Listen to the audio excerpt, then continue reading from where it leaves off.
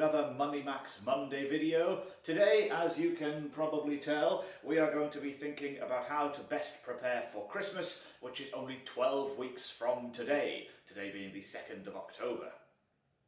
Now, for many people, Christmas is a very expensive time of year. YouGov.co.uk did a survey which found that the average household spend on Christmas is just under £800, which is a huge chunk of a monthly income. So today we're going to look at how to have a happy Christmas without having a miserable January. Firstly, let's dispel the myth that money buys us happiness. We live in a very commercialised society that is endlessly promoting the view that if we just had this product or if we just had that brand, then our lives would be so much better. It is of course very nice to get a present that can make us happy, but the correlation between the price of that gift and the amount of happiness it brings is a lot more subjective.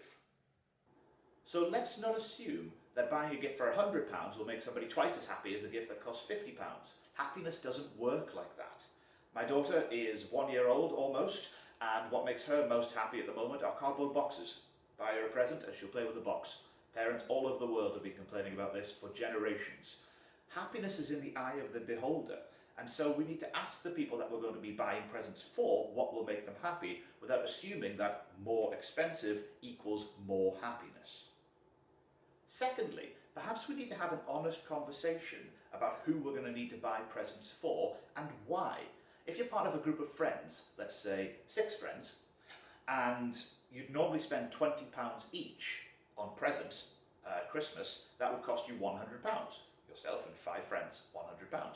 But if you were to agree to have a Secret Santa arrangement, whereby each of you is randomly allocated another friend to buy for, then you'd each get a present, plus the added fun of it being secret, but for only 1/5 of the cost.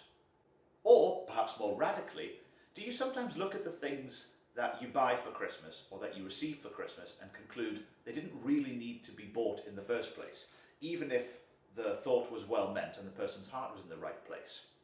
Many gifts have a short-lived novelty value but little real lasting worth. So, could you and a friend or relative agree to give the gift of no obligation, whereby you release one another from the social pressure of feeling like you need to buy each other gifts? Because if you and your friend are under social pressure to buy presents for each other that neither of you really needs, and are using money that you wouldn't spend on yourself, then the outcome is you sometimes end up buying presents out of duty, and sometimes a grudging duty, which will have little effect on the friendship that you have with the other person. Ask yourself, would your friend want you spending money you can't afford on a token gift for them? So, for example, if Superman and Batman would normally spend £20 on presents for each other at Christmas, they might choose, say, a new tie for all those social events that they have to go to. But you have to ask yourself, would Superman normally choose to spend £20 on a tie for himself, especially at this time of year? And would Batman choose to do the same? And if the answer is no, then they're effectively buying themselves a present at one of the most expensive times of year. Now this might be nice, but if that's the case with multiple people, then the cost soon starts to add up.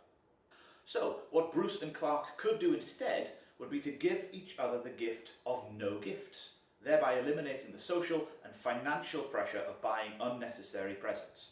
Or, equally, if they weren't worried about the financial costs of spending money on each other, they could agree to go out for a Christmas coffee and spend that time together, and that could be their present, and it would almost certainly cost less than £40, but they could still enjoy each other's company as a Christmas treat.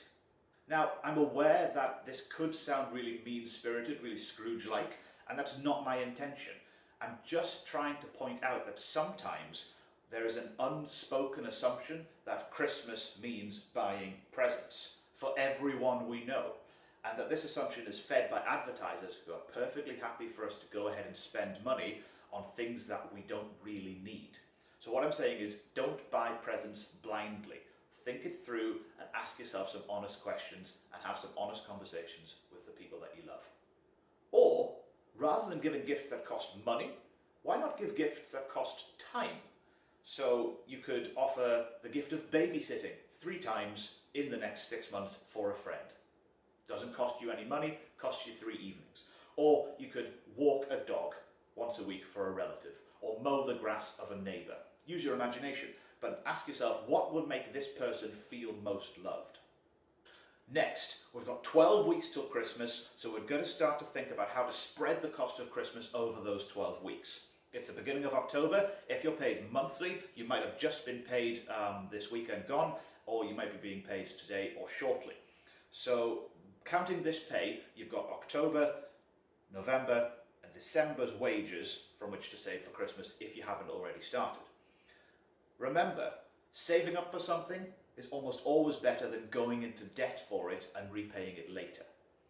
So we have to ask ourselves 3 questions. 1, how much am I going to spend on Christmas? What am I planning to spend on Christmas?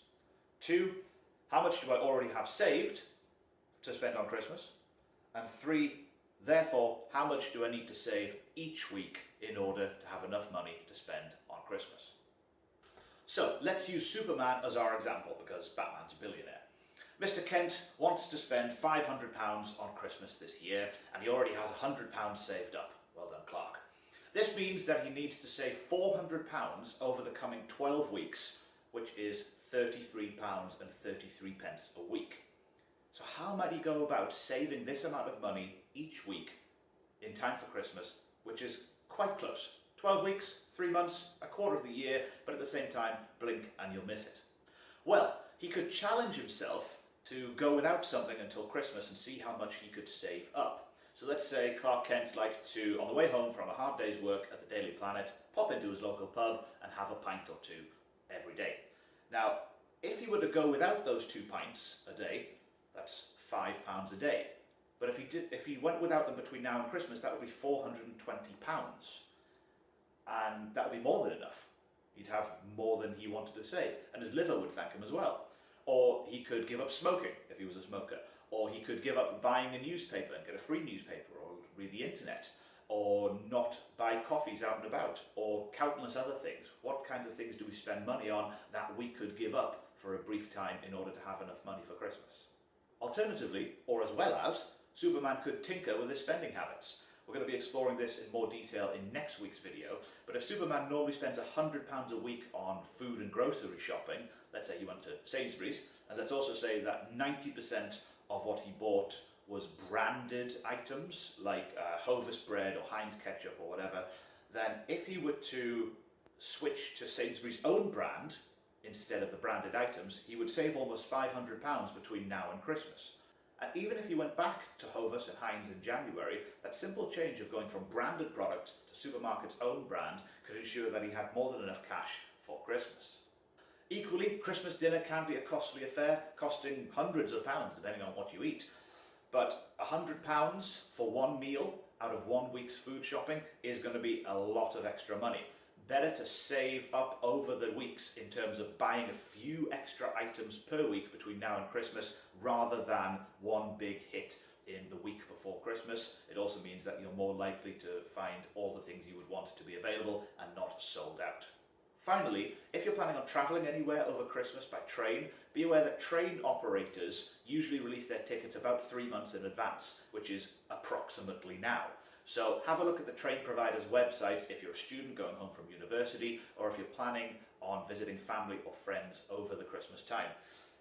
If you know for sure that you'll be travelling at a particular date from a particular place to a particular destination, you could save a lot of cash by booking early. So just have a look into those maybe today.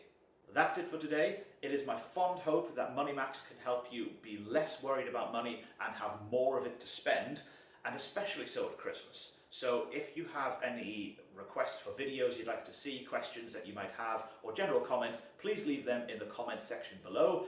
Next week we're going to be thinking about how to spend less without enjoying less on our weekly shopping, so I'll see you next Monday. Jingle bells, jingle